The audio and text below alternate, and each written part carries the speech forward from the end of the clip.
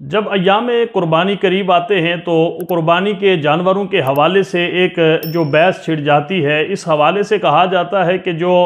بھینس کی یا بھینسے کی قربانی ہے یہ کرنی جائز نہیں ہے۔ اس حوالے سے اہل حدیث مکتبہ فکر کے لوگ، غیر مقلدین جنہیں کہا جاتا ہے، وہ بڑا زور و شور کے ساتھ اس بات کو بیان کرتے ہیں کہ بھینس کی یا بھینسے کی قربانی کرنا یہ شرعی لحاظ سے جائز نہیں ہے۔ اس حوالے سے یہ بات ذہن کے اندر رہنی چاہیے کہ یہ جو بھینس اور بھینسا ہے یہ گائے اور بیل کی قسم میں سے ہی ہیں، انہی کی نوع میں سے ہیں، لہٰذا ان کی قربانی کرنا یہ شرعی طور پر جائز ہے، اور شریعت مطہرہ کے اندر کسی لحاظ سے بھی کوئی ایسی روایت موجود نہیں ہے کہ جس کے اندر بھینس کی قربانی کرنے سے منع کیا گیا ہو۔ یہاں پر جو قرآن حکیم کی آیت مبارکہ جس کے اندر بہیمۃ الانعام کا لفظ استعمال ہوا ہے، بے زبان چوپایوں کا لفظ استعمال ہوا ہے، وہاں پر اس بہیمۃ الانعام کی وضاحت کے لیے قرآن حکیم کی ایک دوسری آیت مبارکہ جس میں اللہ تبارک و تعالیٰ نے ثمانیۃ ازواج من الدان اثنین ومن المعاز اثنین ومن الابل اثنین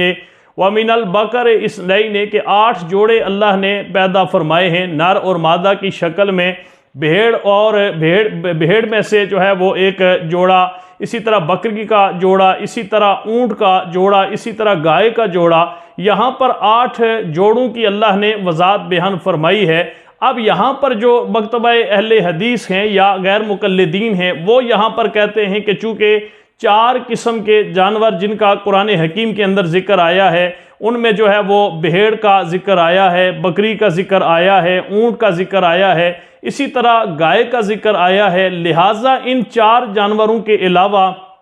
کسی اور جانور کی قربانی جو ہے وہ جائز نہیں ہو سکتی۔ اب یہاں پر ناظرین سب سے پہلی بات تو یہ ہے کہ اس بات پہ غور و فکر کرنی چاہیے کہ عمومی طور پر ہم گائے اور بھینس کے اندر کسی لحاظ سے فرق وہ نہیں کرتے۔ ہم گائے کا دودھ بھی استعمال کرتے ہیں، بھینس کا دودھ وہ بھی استعمال کرتے ہیں۔ اسی طرح جو لوگ یہ کہتے ہیں کہ چونکہ حدیث مبارکہ کے اندر بھینس کا ذکر نہیں ہے یا قرآن حکیم کے اندر الجاموس بھینس کو کہا جاتا ہے، اس کا ذکر موجود نہیں ہے، لیکن لسان العرب اور جتنی بھی کتابیں عربی لغت کی موجود ہیں وہاں پر اس چیز کو بیان کیا گیا ہے کہ البقر جنس والجاموس نوع من البقر، کہ یہ جو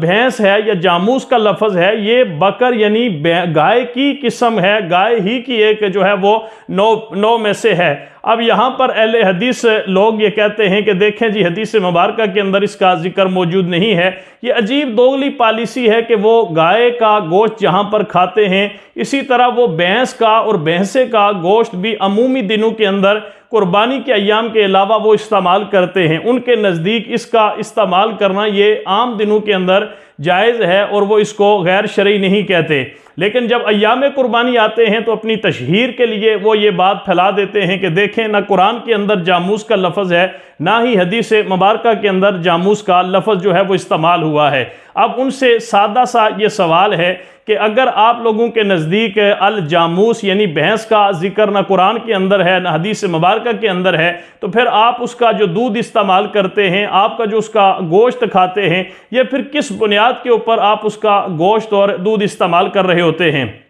لہٰذا جب ایام قربانی آتے ہیں تو لوگوں کے دلوں کے اندر ایک شک اور شبہ پیدا کرنے کے لیے اس چیز کو بیان کر کے لوگوں کو اس پریشانی کے اندر مبتلا کر دیا جاتا ہے۔ اس لحاظ سے ناظرین یہ بات ذہن کے اندر رہنی چاہیے کہ بھینس کی قربانی کرنا، بھینسے کی قربانی کرنا یہ شرعی نقطہ نظر سے بالکل جائز ہے، اور قرآن و حدیث کے علاوہ قیاس اور اجماع وہ ہے اس بات کے اوپر، وہ بھی دلالت کرتا ہے کہ بھینس کی قربانی کو کسی لحاظ سے بھی جو ہے وہ غیر شرعی نہیں کہا جا سکتا۔